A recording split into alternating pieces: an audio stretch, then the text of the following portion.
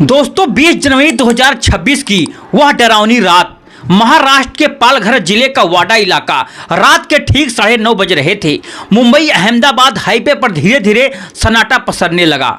सड़क पर चलती गाड़ियों की रफ्तार कम हो चुकी थी, लेकिन इसी सन्नाटे के बीच एक ऐसी खौफनाक घटना होने वाली थी जिसे सुनकर के आपकी रूह कांप जाएगी।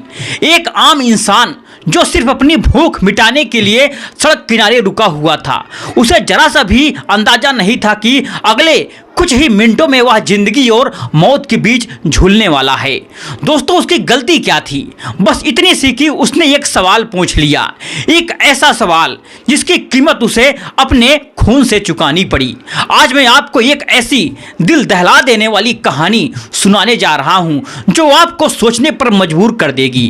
क्या आज के दौर में गरीब इंसान की कोई आखिरकार कीमत नहीं? क्या सवाल पूछना अब सबसे बड़ा जुर्म बन चुका है?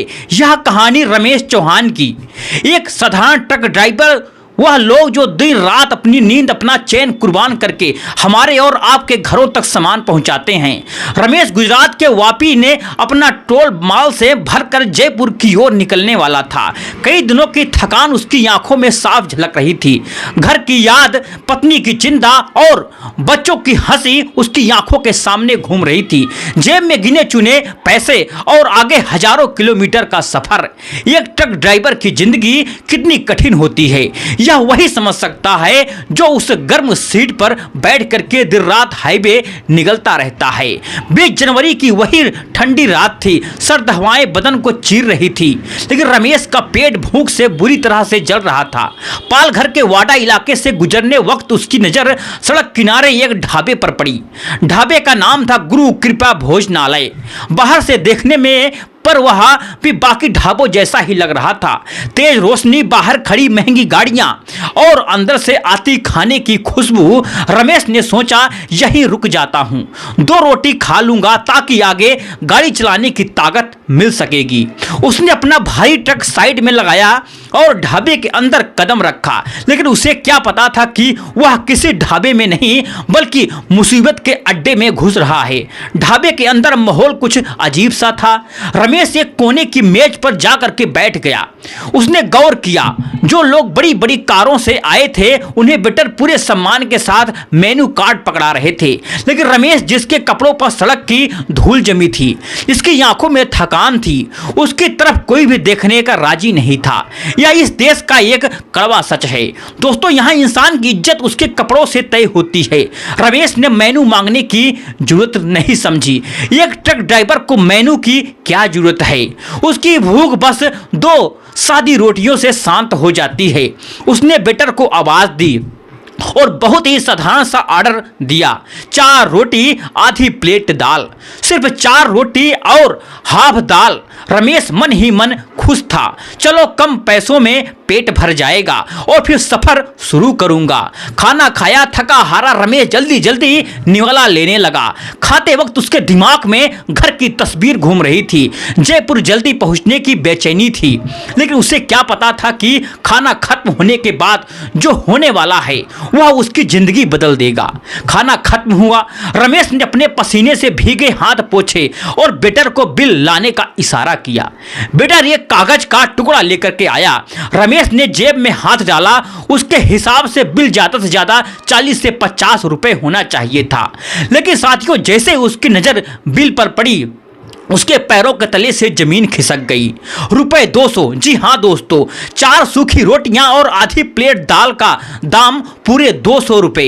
रमेश सन्न रह गया। 200 रुपए तो एक गरीब का परिवार पूरा दिन खा सकता है। रमेश कोई रईस नहीं था। वह खून पसीना बहा करके एक एक रुपया जोड़ता था। उसने हिम्मत जुटाई और फिर काउंटर की तरफ बढ़ा। काउंटर पर बढ़ा था ढाबे का मालिक, जिसे सब महाराज कहकर के बुलाते थे।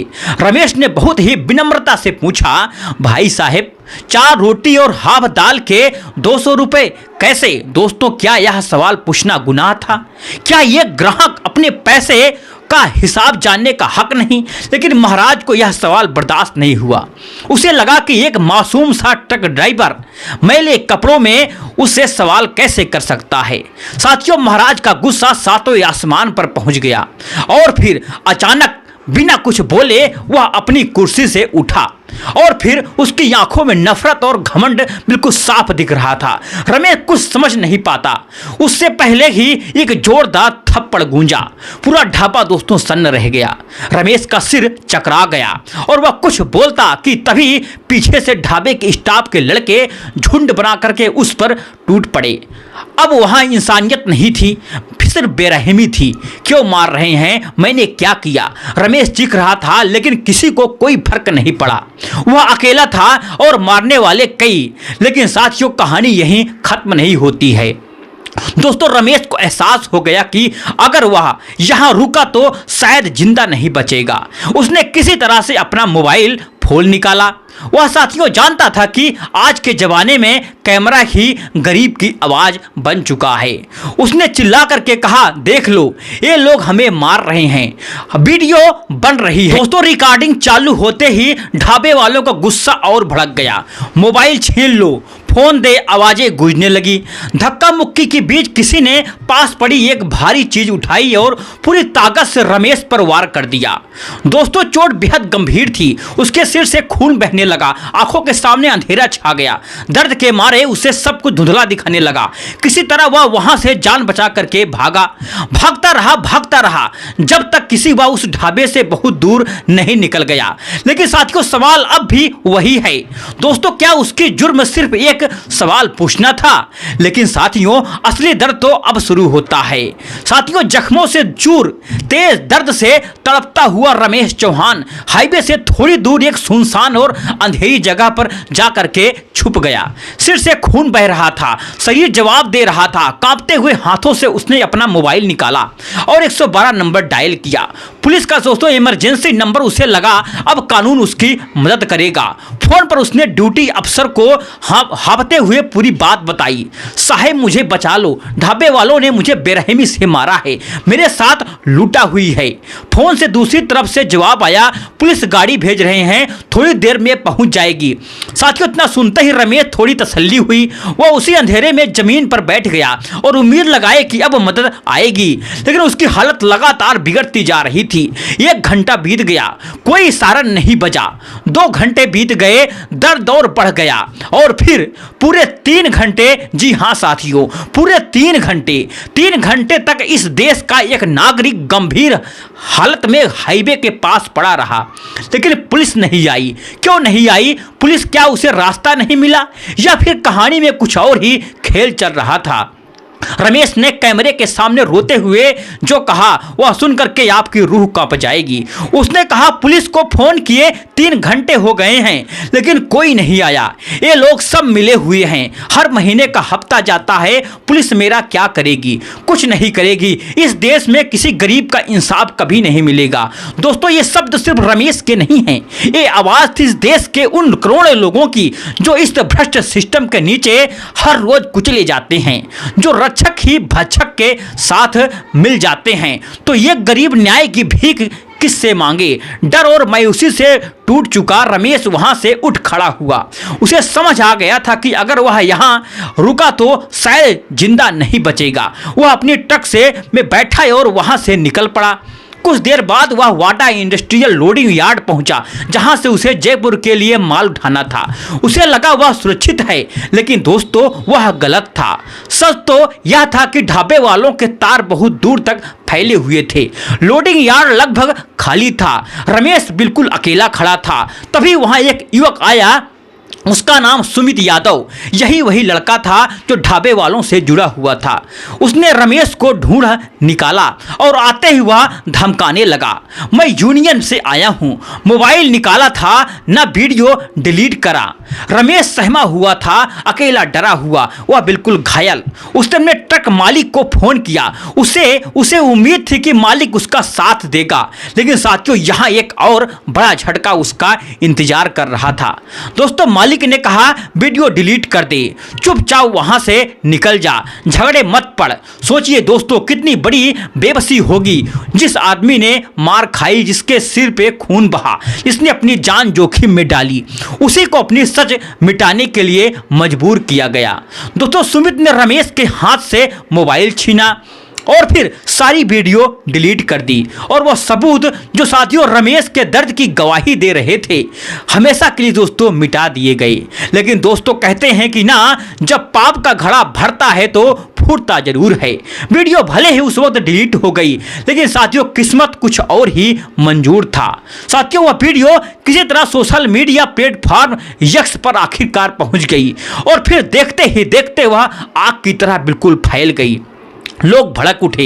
जब ट्रांसपोर्ट चैनलों पर यह खबर चली तो पूरे देश के ड्राइवरों का गुस्सा फूट गया। साथियों वीडियो में साफ दिख रहा था कैसे एक बुजुर्ग ढाबा मालिक, जिसे सब महाराज कह रहे थे, एक निहत्थे ड्राइवर को पीटा रहा था। सोशल मीडिया पर लोगों ने महाराष्ट्र पुलिस और पालघर पुलिस को टैग करना शुरू कर दिया। हर तरफ से एक ही मांग उठी, एक ढाबे को बंद किया जाए, इन गुंडों को गिरफ्तार किया जाए। लेकिन साथियों सिस्टम का तमाशा देखिए। पालघर सिटी पुलिस ने सोशल मीडिया पर जवाब तो दिया, लेकिन मामला ग्रामीण पुलिस पर डाल दिया गया। ग्रामीण पुलिस पूरी तरह दोस्तों खामोश, कोई एफआईआर नहीं, कोई गिरफ्तारी नहीं। जब मीडिया ने ढाबे के मालिक हरजीत सिंह से संपर्क करना चाहा तो साथियों उसका फोन बिल्कुल बंद मिला और फिर सुमित यादव से बात की गई तो वह टाल मटोल करता रहा, मैं बात कर दूंगा, बस यही जवाब। लेकिन तो सवाल यह है कि दोस्तों क्या बात कराने से रमेश का दर्द कम हो जाएगा? क्या उस सदमे की गूंज खत्म हो जाएगी जो एक गरीब की इज्जत पर पड़ा था? सर इस घटना ने एक बहुत बड़ा सवाल खड़ा कर दिया है और रमेश ने अपनी वीडियो में एक बहुत बड़ा बात कही थी। उसने कहा था कि अगर ड्राइवरों में एकता होती तो किसी की हिम्मत नहीं होती हमें हाथ लगाने की। वकील एक है, उनकी ताकत देखो, अगर ड्राइवर एक हो जाए तो सरकार भी पैर छुएगी। लेकिन हमारी किस्मत खराब है, हम एक नहीं हैं। दोस्तों एक सिर्फ रमेश की कहानी नहीं है, हाईवे पर चलने वाले लाखों ट्रक ड्राइवरों के साथ हर रोज ऐसा ही होता है। कभी पुलिस वसूली करती है, कभी आरटीओ परेशान करता है और कभी ढाबे वाले सरेआम धमकाते और पीटते हैं। जरा सोचिए उस परिवार के बारे में जो घर पर रमेश का इंतजार कर रहा था। अगर उस रात सिर्फ पर लगावार जानलेवा साबित हो जाता तो क्या सिस्टम उसके परिवार वालों को पालने आता? क्या 200 रुपये सिर्फ एक बिल नहीं था? दोस्तों वह इस देश के गरीब और लाचार वर्ग पर किया गया साथियों ये क्रूर, यहाँ तक कि मजाक था।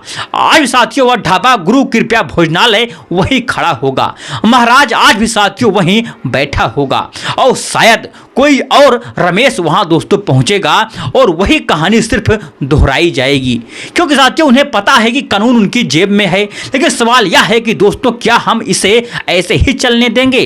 क्या हम सिर्फ वीडियो देख करके आगे बढ़ जाएंगे? दोस्तों इस कहानी को सुनाने का मेरा मकसद सिर्फ मनोरंजन नहीं था, मेरा मकसद है आपको जगाना, उस सच्चाई के रूबरू कराना जिसे हम रोज नजरअंदाज करते हैं। एक ट्रक ड्राइवर सिर्फ गाड़ी चलाने वाला नहीं होता है साथियों, वह इस देश की अर्थव्यवस्था की रीढ़ की हड्डी होता है। साथियों यह घटना आपको कैसी लगी? अगर आपको अच्छी लगी वीडियो को लाइक, चैनल को सब्सक्राइब करना ना भूलिए। जय